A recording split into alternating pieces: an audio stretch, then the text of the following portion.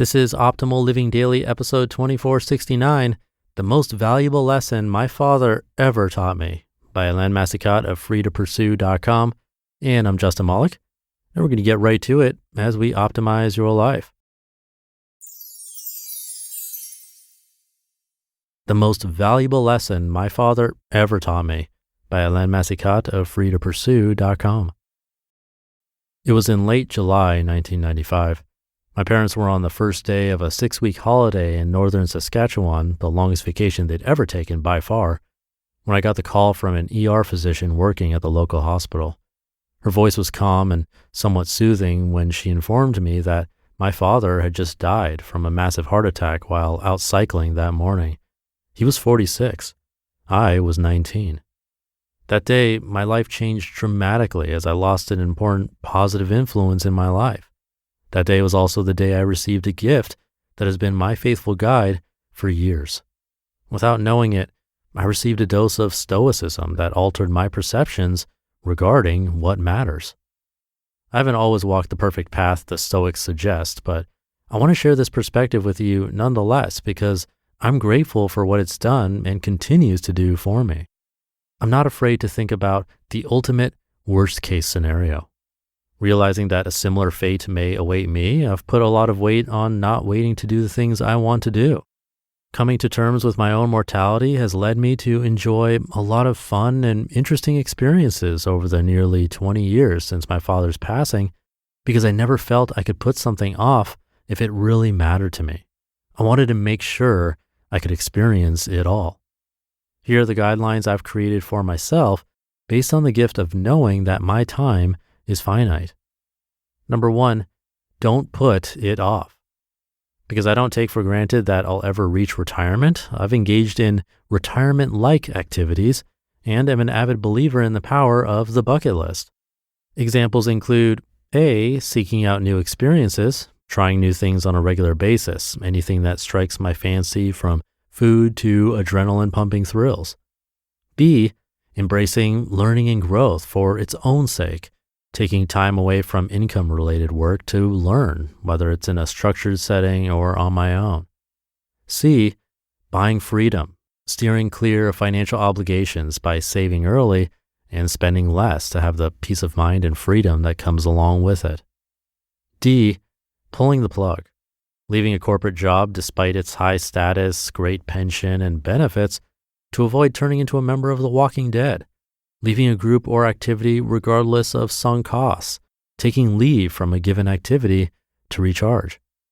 And E, exploring new possibilities, being open to change, redefining myself over and over, always creating and considering options, evolving. I don't know what my life will be like in 5 years if I'm around, and it's okay.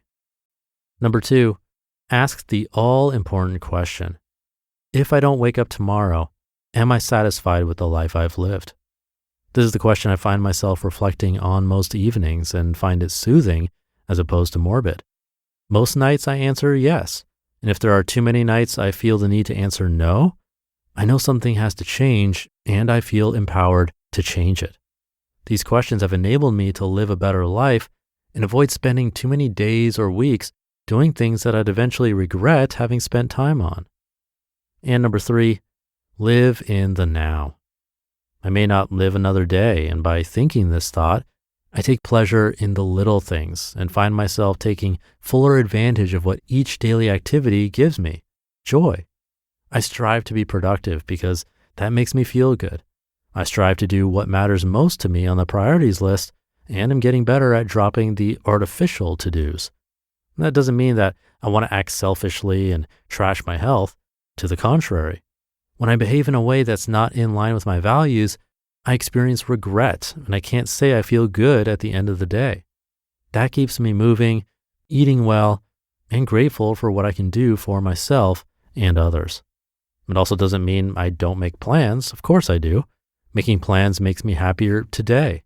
Looking forward to future travel and future experiences, even those that are well into the future, make me content today because I get to experience anticipation regardless of whether or not they actually happen. I get to dream about destinations or activities anticipate what it'll feel like to actually be there and do what I'm planning on doing. That anticipation can feel even sweeter than the memories I get to cherish once the time has passed. The occasional reboot is required. This all sounds simple enough, but I'm far from perfect. Sometimes I need to hit the reset button. It usually happens when I start looking for external cues to living the good life as opposed to internal ones, my values. We all know the feeling when it happens. For me, it's usually when I get caught up in some status-seeking activity because I don't feel I've achieved enough. I'm feeling overworked and lose sight of what matters. Impatience sets in, and the little things I usually enjoy just seem to get in the way of productivity. I feel like some external object will make my life better as opposed to asking myself why I'm not feeling like what I have isn't enough. And I start measuring my personal value in terms of dollars, such as my untapped earning potential. Sometimes I call it and make the necessary adjustments, and sometimes my husband calls it. Either way, I'm always thankful to get back to my more balanced perspective sooner than later. Life's our most precious resource. Knowing it might all be over tomorrow gives us a strange kind of power in life. The days are more satisfying, fewer of them are taken for granted, including those we plan for, and small things just don't seem to get under our skin as much. It just makes life that much sweeter. How are you living your days? You just listened to the post titled, "The Most Valuable Lesson My Father Ever Taught Me" by Helene Massicotte of freetopursue.com. Thank you to Helene.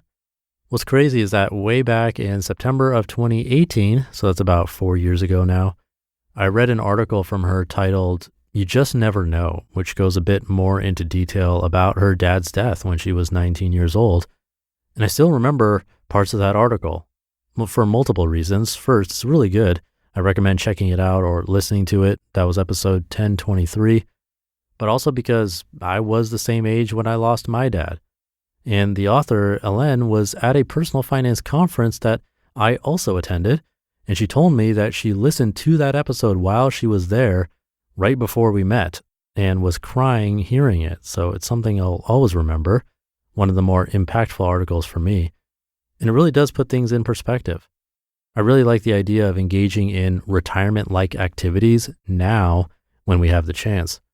A few weeks back, the Mega Millions lottery here in the US was over $1 billion. And so many people were talking about what they'd do with that money. You'd hear things like, I'd help people, I'd travel. But I have to ask, is that really only possible with $1 billion? Or is that sort of an excuse to not do those things today? I truly believe we can get those feelings of retirement earlier if we truly want it. We just have to take a little bit of action and put some thought towards it. $1 billion, even $1 million, is overkill. And we're going to hear exactly how that's possible tomorrow, so stay tuned. And in the meantime, try to think about what you cannot put off today. Have a great rest of your day, and I'll see you tomorrow, where your optimal life awaits.